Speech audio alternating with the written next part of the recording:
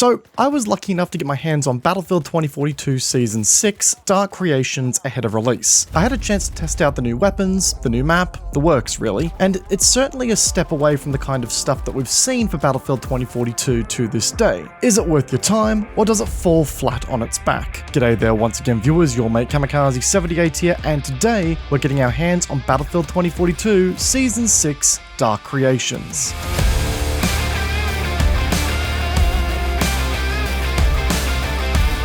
So folks, firstly, I do want to say thanks to EA for letting me come out and test the new content here today. I do want to be clear in saying that this isn't a sponsored video by EA per se. I was simply invited to come out and check out the new content and do some coverage on it. So cheers again to EA for that opportunity. Secondly, and much like the last time I got invited out to one of these capture events, you guys are going to notice a lot of bots in the gameplay here. As always, being located in Australia does come with some trials and tribulations. Only this time it isn't the snakes and the spiders, it's the lacking amount of content creators and media that are out there to join these events. There's actually a good chance the majority of them were eaten by the wildlife. But no, the closed nature of these tests does mean that out of the 64 players in a game, I think there were 6 humans at one time. So it's not going to be the most exciting of gameplay, but it should hopefully give you a good enough idea of the vibe of the map, the weapons, and all that fun stuff here. But alright, let's talk about the content here. Starting off with the map, codenamed Redacted. Redacted is one of the first maps, if not the first map in the Battlefield franchise, that takes place entirely indoors. You won't be seeing the sun on this one, folks, so fellow gingers like myself are going to be living their best life on this map. But look, jokes aside, it took me all of about 5 minutes to start really understanding that there was some major Operation Metro and Operation Locker inspiration for this map. I know that there was a lot of speculation from the community about whether we were going to see Operation Locker in Battlefield 2042, actually pretty similar to how there was a lot of speculation about Reclaimed being Zavod 311 from Battlefield 4. Once again here, it's not a like-for-like recreation, but you can really feel the heavy inspiration in the map here.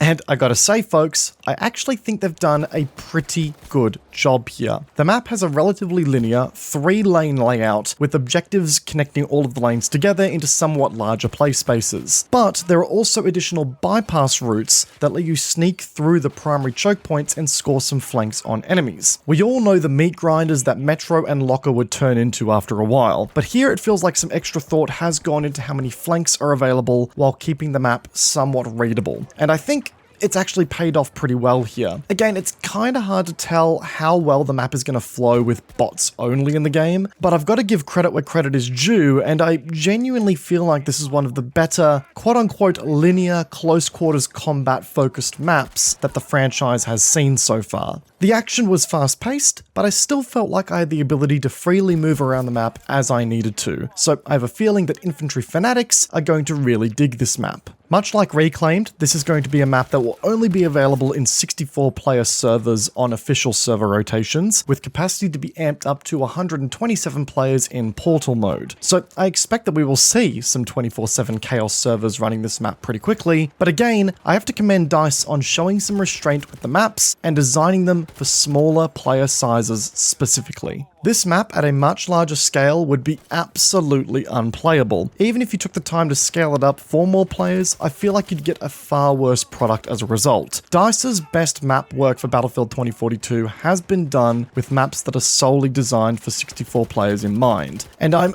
really hoping that they've learned a bit from those missteps that they made with Battlefield 2042's initial launch, and they keep it to 64 players in the future, because quite frankly, the game just plays better as a result. And so far, with the most recent 2 maps we've seen, it looks like they have learned that lesson a little bit. I just hope that carries forward to the next Battlefield game. We don't need to make the same mistake twice in my view. But the new map is not all that we are getting in this season, folks. We're also seeing 3 new weapons come to the game in the form of the VIII assault rifle, the G428 DMR, and the L9CZ pistol. And I've got to be real guys, I found myself having a bit of a mixed reaction to the weapons on display here, and have a feeling that some are definitely going to get used more than others by a lot of players. We'll start off with the assault rifle, the VIII D3. It didn't wow me by any stretch of the imagination, but it was serviceable to say the least. It featured a pretty fast rate of fire while being pretty easy to handle recoil-wise, but I could also feel the spread getting away from me pretty quickly if I didn't burst the weapon properly. So that kind of combination does make it feel extremely manageable and quite potent in CQC, but it definitely is not the laser beam levels of accurate that we've seen from previous weapons in the game, like, the RM68 for example. Not that that's a bad thing, the RM68 was busted when it came out, this is a much better middle ground. The VIII XD3 also felt like it had a pretty snappy reload speed and ADS time, which will definitely give it the edge in those CQC environments, and especially on Redacted. I know that many are going to have a good time with it, I just doubt it'll be the top meta pick, if you will, for a lot of players. On the other hand, the G428 DMR,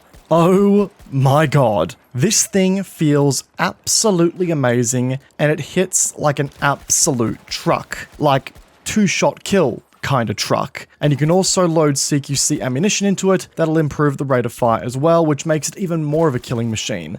But it also gets better. Despite being a DMR, it's capable of full auto fire on this damage profile.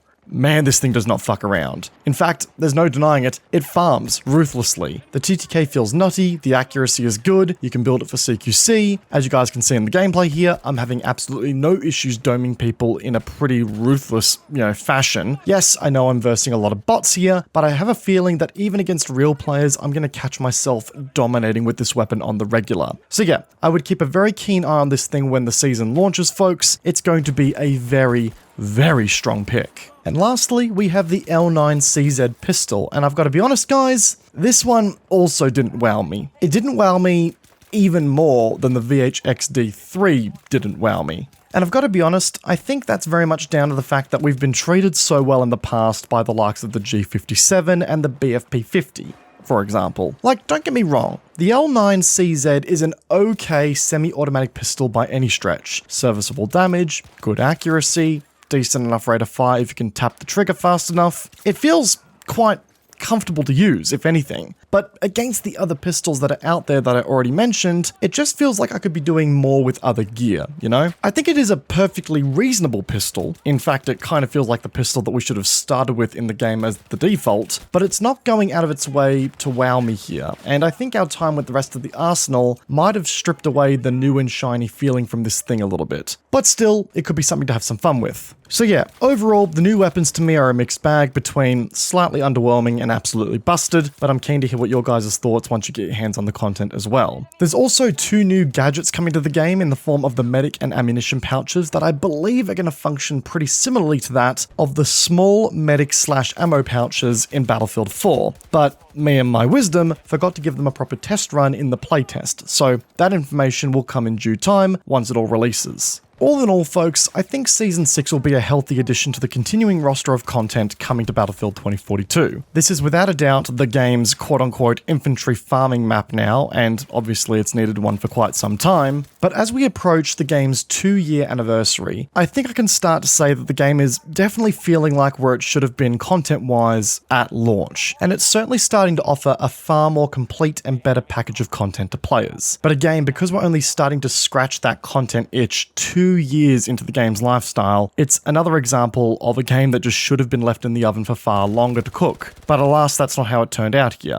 And for that, I can't help but feel like the game is still playing a sense of catch-up. Like, we should have more content than we currently do now. And to be clear, I don't say that to be ungrateful. Battlefield 2042 is still getting content and it's still getting updated and is ensuring that the players who do still enjoy this game are getting their money's worth, which is, great. Good to hear it. But man, the 2 years of revamping launch maps and fixing systems that came out at launch, along with only releasing 1 map per season after all this time, has certainly left me wishing that there was more at times. Overall though, the content in Season 6 in isolation is a good addition to the game. It feels healthy, it feels well thought out, and I think a lot of players are going to have fun with this season of Battlefield 2042. So noting that, folks, if you've still got Battlefield 2042 installed and you're an absolute infantry fanatic, I think you can have a good time with the content that's on offer here. If you guys enjoyed today's video, be sure to backhand the like button as it does go a long way to supporting the channel, and if you're new here, consider subscribing whilst you're at it to stay up to date with all future content that we release. Once again guys, I hope you enjoyed today's video, peace out, and I will see you guys all in the next one. Take care guys, have a good one.